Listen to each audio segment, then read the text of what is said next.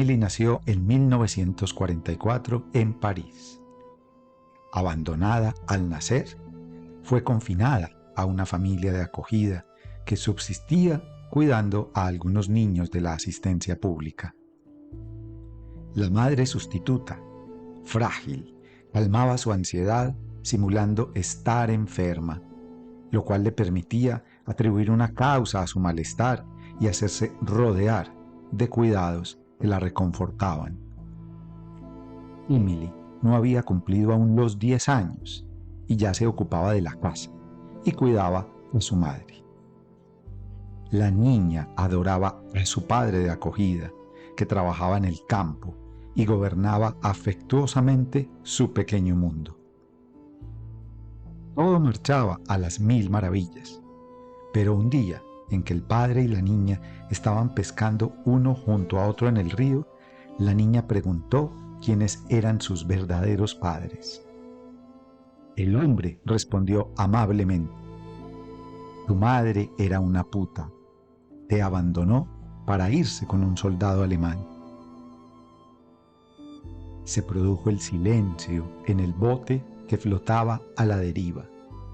Más tarde en casa, nadie sospechó que detrás de la carita sonriente y la aparente madurez de Emily se acababa de alojar un enorme sufrimiento.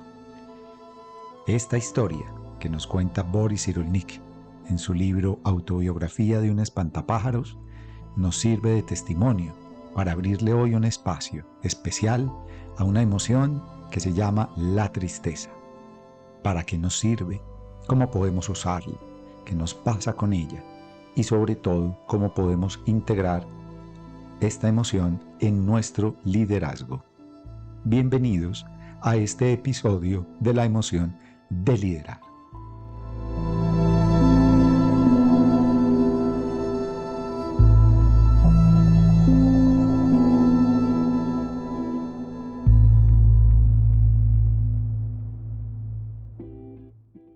Esto es La emoción de liderar.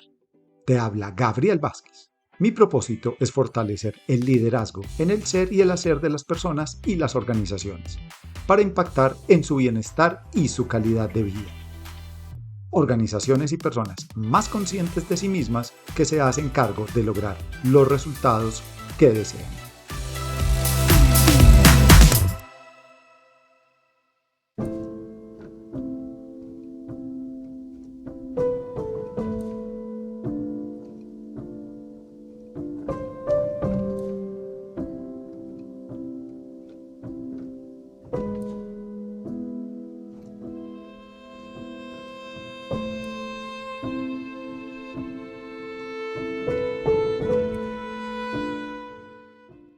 Me atrevo a pensar que tal vez esta emoción de la tristeza es una de las menos populares. Es una emoción que nos desagrada, que nos incomoda, que tal vez quisiéramos evitar a toda costa. Pero lo cierto es que cuando la evitamos nos perdemos de grandes cosas. Creo que parte de ello pasa porque la conocemos poco y porque creemos que si entramos en ella, pues como que tal vez nos quedaremos allí. Esta emoción tiene una función vital. Y es que nos mueve ante una pérdida, ante algo que se nos fue, ante algo que ya no pudimos hacer, ante algo que juzgábamos que era tremendamente valioso para nosotros. Esta emoción nos vincula con algo que ya no está y tiene una enorme intención, y esta intención es la búsqueda de resignificar aquello que hemos perdido. Lo que nos va pasando es que esta emoción inicialmente nos pone al frente de lo que hemos perdido, pero no nos motiva necesariamente a hacer esa resignificación. Esta resignificación es más bien un llamado que la emoción indirectamente nos hace para que evaluemos eso que se perdió, qué fue lo que se perdió. Claramente es, a diferencia de la rabia, que es una emoción que tiene una enorme energía, esta emoción nos quita energía. Es como si nos motivara a que paráramos, a que nos detuviéramos. En consecuencia, al detenernos, pues la emoción nos invita a reflexionar, a preguntarnos qué fue lo que pasó, qué fue lo que ocurrió allí. Nos da temor muchas veces en quedarnos una y otra vez ensimismados en nosotros. La tristeza puede llegar a tener ese poder, pero lo cierto es que cuando yo resignifico, cuando yo me pregunto qué fue lo que allí pasó, pues la emoción cumple su papel de buscar resignificar qué fue eso que aprendí para que yo me anime a crear y a diseñar nuevos planes. Es una emoción que en consecuencia me pone a mirar cuáles son mis límites, cuáles son esas cosas que yo no puedo hacer. E indirectamente pues envía un mensaje de auxilio a los demás, de manera que ya sea a través propio o a través de los demás, pues yo pueda reconstituir esa energía y esos recursos. No todos los seres humanos nos motiva expresar esa tristeza y no todos los seres humanos necesitamos o deseamos que los demás se acerquen a nosotros. Muchas veces solo estar en silencio pues puede contribuir a que esta tristeza llegue, esta sensación de pérdida llegue, yo pueda de manera propia evaluar qué fue lo que pasó para poder continuar, pero muchas veces necesitamos de otros para que nos ayuden a entender qué fue eso que perdimos.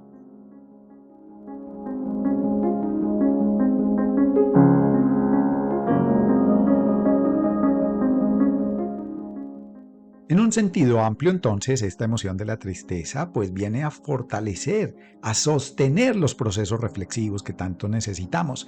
¿Qué pasaría si permanentemente estuviéramos activos todo el tiempo, arriba, arriba?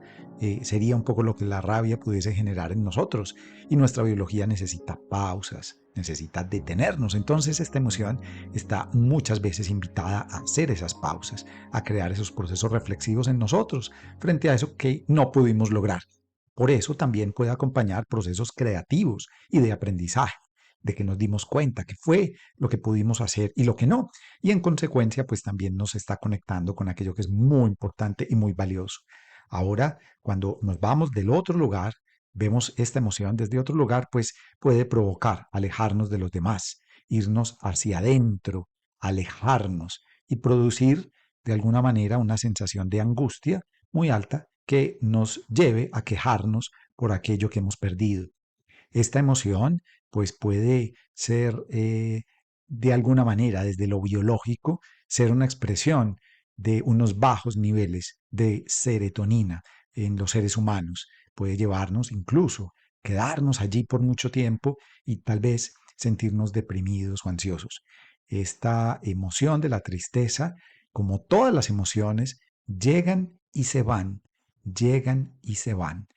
Lo que pasa es que si por alguna razón permanecemos allí demasiado tiempo, pues puede ser que lleguemos a otras emociones o a otros estados emotivos distintos. Ahora, volviendo al asunto corporal, pues la tristeza puede ser un síntoma de que nuestra serotonina ha bajado.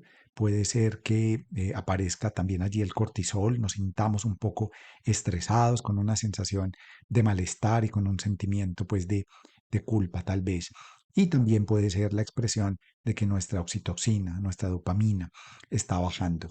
Ahora, desde lo corporal, esta emoción tiene un papel importante y es invitarnos a detenernos. Por esa razón, no sentimos fuerza, nuestros músculos se detienen un poco y nuestro rostro tiende a mandar un mensaje a los demás pidiendo auxilio.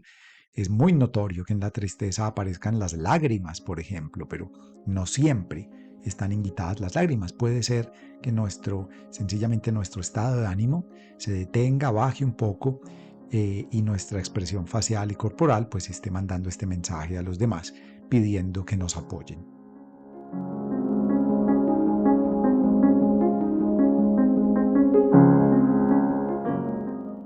Bueno, la tristeza puede tener muchos matices.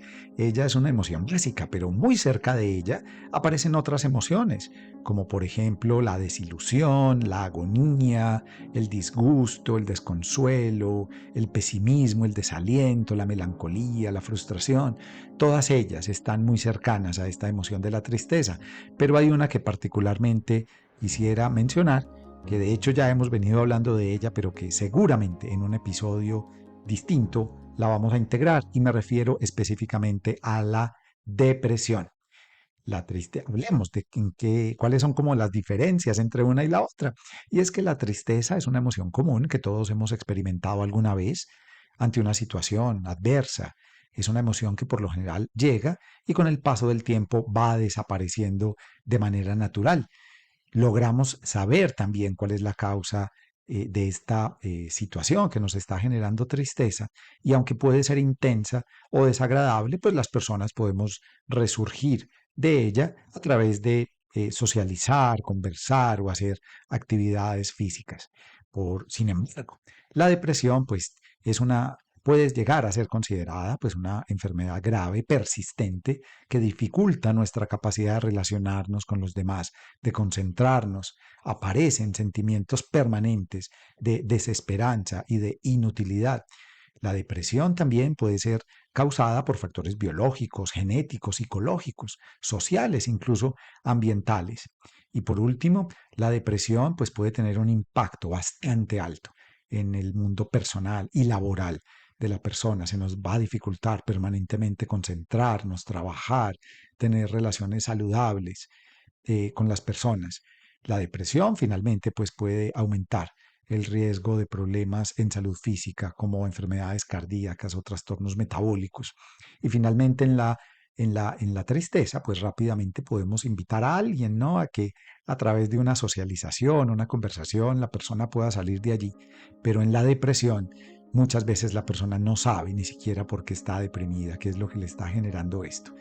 En un episodio, aparte de este, profundizaremos un poco más en la depresión, pero era importante que acá quedara consignado algo de qué es eso de la tristeza y qué es eso de la depresión.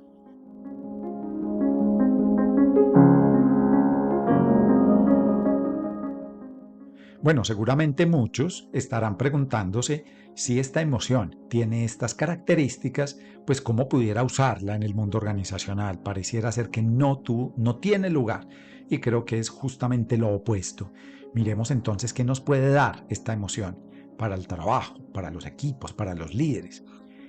En su mejor versión, esta emoción tiene varios atributos que podemos aprovechar. El primero es que como es la emoción que nos invita a parar, a detenernos, pues es la ideal para acompañar los procesos reflexivos al final de un trimestre, al final de una etapa, al final de un proyecto. E incluso en los planes de desempeño yo pudiera preguntarme qué hice bien, qué no logré hacer, pero también pudiera preguntarme qué sí hice bien y qué sí logré hacer. También es una emoción que indirectamente invita a que yo pida ayuda o a recibir ayuda. Pasa muchas veces que en las organizaciones, cuando una persona cuenta lo que no logró, pues lo que viene habitualmente es que es un castigo o una recriminación por aquello que no se pudo hacer. Indirectamente la persona pudiera estar pidiendo ayuda, pero también está al frente algo que no logró. Así la persona no declare necesariamente que está triste, pues pueden aparecer allí esta sensación de que hubo una pérdida. Es una emoción que cuando habitualmente la traemos, pues pudiera permitir que se recupere la confianza en los equipos, dado que podemos escuchar a las personas frente a aquello que es importante. Si alguien o un equipo nos describe algo que no pudo lograr, es porque realmente lo valoraba. Imaginemos que frente a una meta, frente a un presupuesto, pues el equipo o las personas digan que no valoran haber logrado la meta o no haber logrado la meta más bien. Eso también sería un símbolo importante de algo que le pasa al equipo, no valorar aquello que podría importarnos. Y finalmente, pues la tristeza está llamada también a evaluar mis capacidades, mis recursos, y en consecuencia me conecta con mis propios límites. ¿Qué fue eso que como equipos no pudimos hacer? ¿Qué fue eso como equipo que no pudimos lograr? Esta emoción también necesitamos balancearla, tener cuidado, que no nos lleve a perder la motivación para encarar las soluciones o complejidades que el trabajo tiene. Es una emoción que nos quita energía y al quitarnos energía, pues pudiera dejarnos paralizados. Pudiera también dificultar mi capacidad para dar respuesta ante los pedidos de otras áreas o sencillamente de mis compañeros. Y es una emoción que puede aparecer en la queja. Es probable que cuando alguien se queje, esa queja pueda provenir de una injusticia, amiga entonces de la rabia, pero también la queja pudiera llevarme a que necesito quejarme porque estoy sintiendo que no lo pude lograr, que no lo pude hacer. Esta emoción entonces está llamada a que permanentemente la traigamos, de manera muy cuidada, ya que va a acompañar en nosotros los procesos reflexivos, de pedir ayuda, de recuperar la confianza. Creo que en las organizaciones donde la tristeza no tiene lugar, pues pudiéramos tener culturas donde todo debe hacerse sí o sí, donde no hay una reflexión frente a aquello que no se pudo hacer y pudiera ponernos al frente de un equipo o de una organización que no aprende.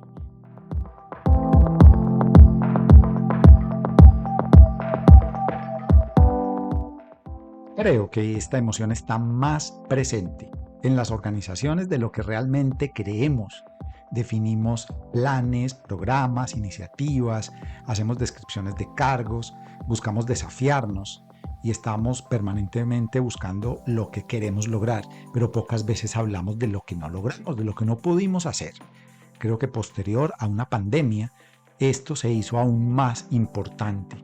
Conversar de aquello que no pudimos hacer, y esta pudiera ser una primera acción que puedo abrir en mi equipo, conversar de aquello que no pudimos lograr.